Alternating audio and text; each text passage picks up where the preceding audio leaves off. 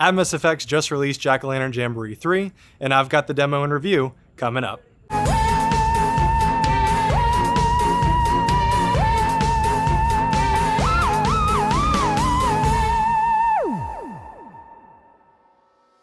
Hey everyone, it's Zach with Toil and Troubles DIY, and in this episode, I'm going to be doing a demo and review of AtmosFX's brand new digital decoration, Jack-O Lantern Jamboree 3. AtmosFX's third iteration of their fan favorite pumpkin decoration features brand new scenes, including silly and scary stories, as well as some classic Halloween songs. Let's check it out. So first up is the Silly Tales. Halloween is so much fun, so much fun, so much fun. Halloween is so much fun, trick or treating. Will I be a clown or ghost, clown or ghost, clown or ghost? Will I be a clown or ghost? Choose a costume. Fill my sack with candy bars, candy bars, candy bars. Fill my sack with candy bars, so much candy. Now I have a stomach ache, stomach ache, stomach ache. Now I have a stomach ache, too much candy. Halloween is so much fun, so much fun, so much fun. Halloween is so much fun, trick or treating. Awesome, that was a good original song. I think kids are going to really like that one. There was a doubting boy from Maine who thought Halloween was quite lame. But one day he found out that candy was about, and now he's a trick-or-treater of fame. There is a sassy girl named Sue who frequently shouts out, "Boo!" She always tricks before treat, asks you to smell her feet, then pulls out some candy to chew. There was a giant pumpkin called Randall who created quite the scandal. He could always be found for miles around by the brightness of his candle. These are some good short stories. I think kids will really like them. There once was a very sad zombie who would often cry for her mommy. In a state of alarm at the loss of her arm, she replaced it with a salami. Pat had a head like a pumpkin and seemed to be quite a bumpkin, but he was actually smart with a really big heart and told jokes that made everyone grin. There was a peculiar man named Scones who liked to collect old bones. To the cemetery he'd go, searching high and low amongst all the crumbling tombstones. There once was an arrogant ghost who would travel from coast to coast. All the kids he would scare for as long as he dare, or so the smug spirit would boast. There once was a girl named Nadine whose favorite day was Halloween. She wore a magic cape that she made from a drape and gathered sweet candy unseen. There once was a pumpkin named Scorch who loved to hang out on the porch. Throughout all the night, he'd shine very bright with a flame that burned like a torch. It's Halloween tonight, an evening full of fright. Goblins, ghoulies, we all yell boo! The night we've all awaited, the homes are decorated. Droll masks, candy sacks, we all get treats. The witch has cast a spell, what's that awful smell? A monster, a zombie, we all yell boo! The moon is full and bright, the pumpkins are alight. Disguises, surprises, we all get treats. The crow up on the steeple is screeching at the people. Black cats, winged bats, we all yell boo! The doorbells are all ringing, the boys and girls are singing. Candy, candy, we all get treats!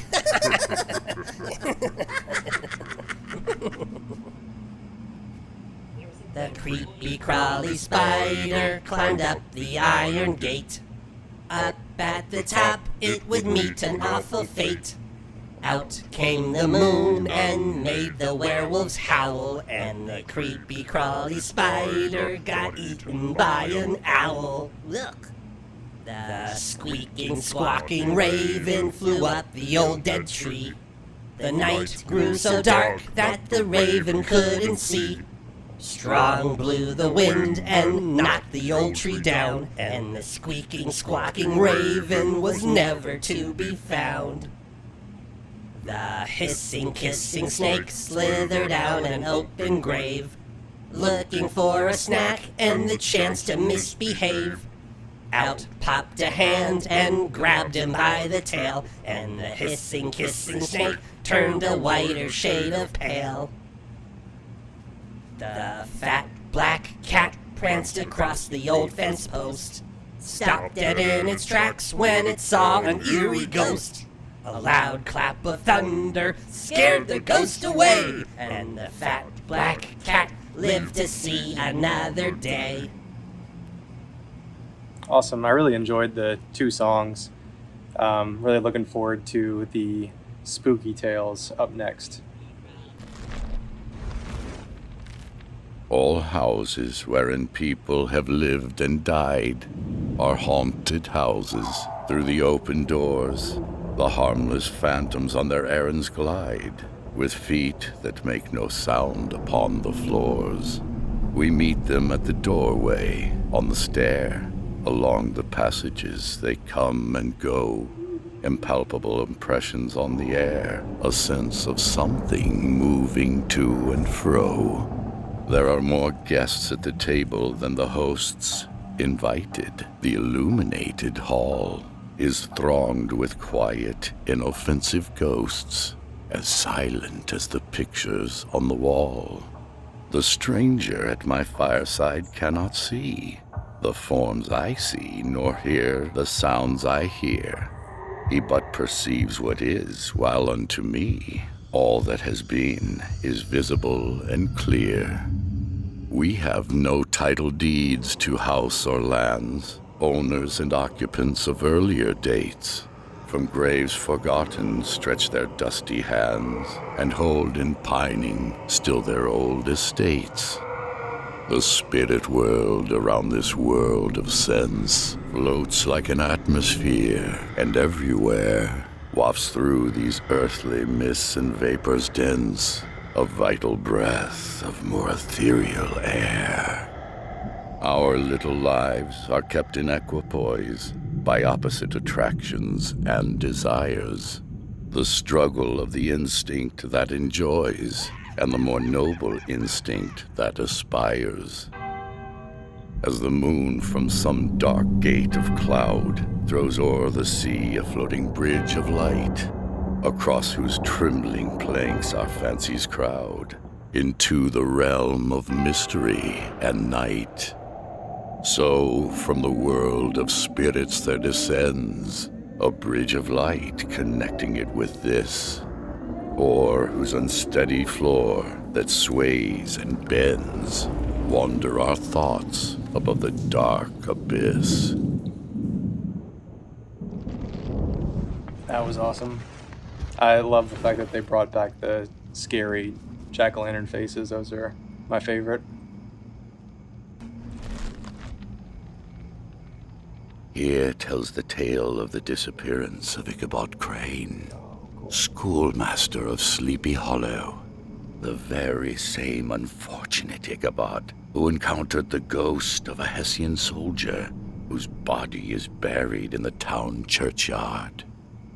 The specter is known at all the country firesides by the name of the Headless Horseman of Sleepy Hollow. It was the very witching time of night that Ichabod pursued his travels homewards. No signs of life occurred to him, but occasionally the melancholy chirp of a cricket. All the stories of ghosts and goblins that he had heard now came crowding upon his recollection. The night grew darker and darker. A small brook crossed the road and ran into a thickly wooded glen. A few rough logs laid side by side served as a bridge over this stream. To pass this bridge was the severest trial. This has ever since been considered a haunted stream. As he approached, his heart began to thump. He summoned up all his resolution and attempted to dash briskly across the bridge. Ichabod jerked the reins, and his horse, Gunpowder, plunged to the opposite side of the road into a thicket of brambles, then dashed forward and came to a stand by the bridge with a suddenness that had nearly sent the schoolmaster sprawling over his head.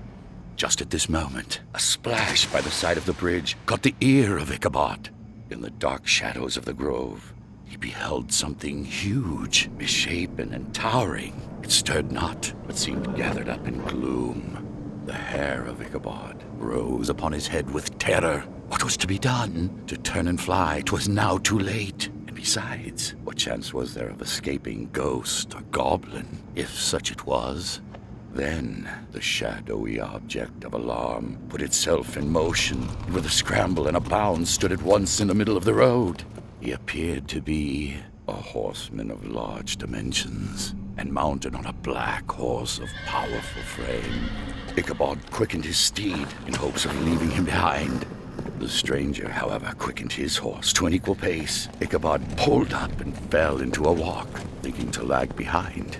The other did the same.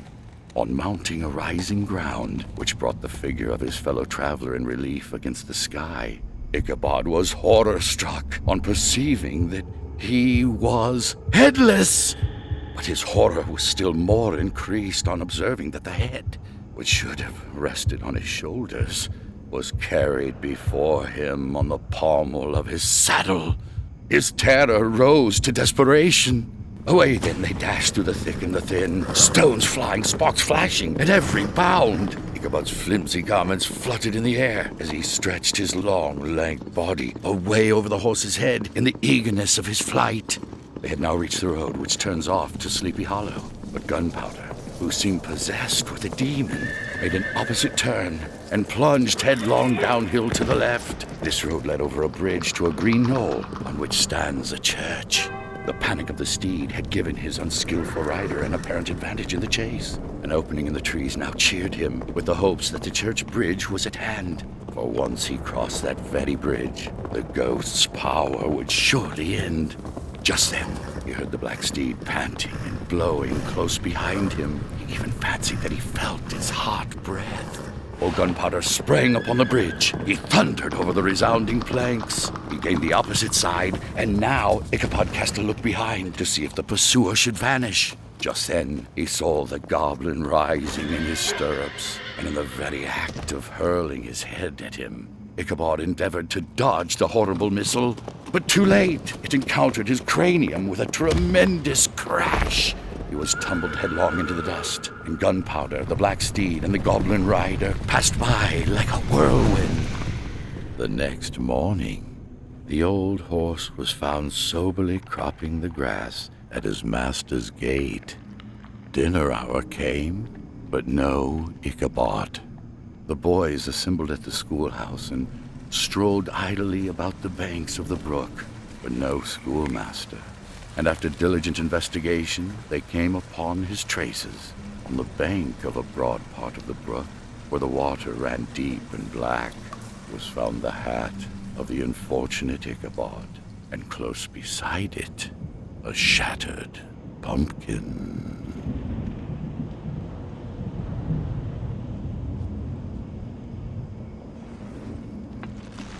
That was so awesome. I love the Headless Horseman. I think they did an awesome job with those animations.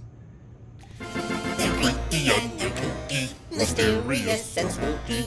If there's something strange in your neighborhood, who you gonna call? I was working in the lab late one night when my eye... So overall, I think AtmosFX did a really great job with their third installment of Jack-O Lantern Jamboree.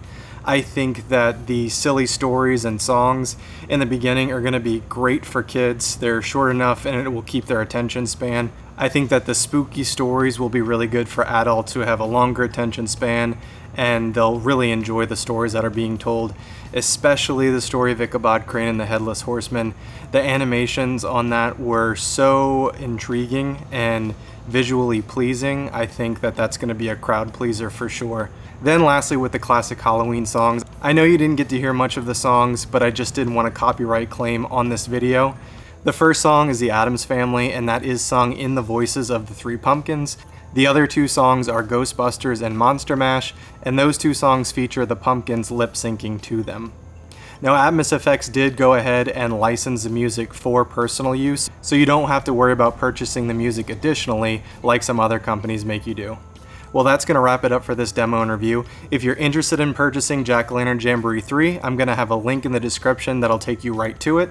If you found value in this review, please go ahead and give a thumbs up to this video and subscribe to the channel if you haven't done so already.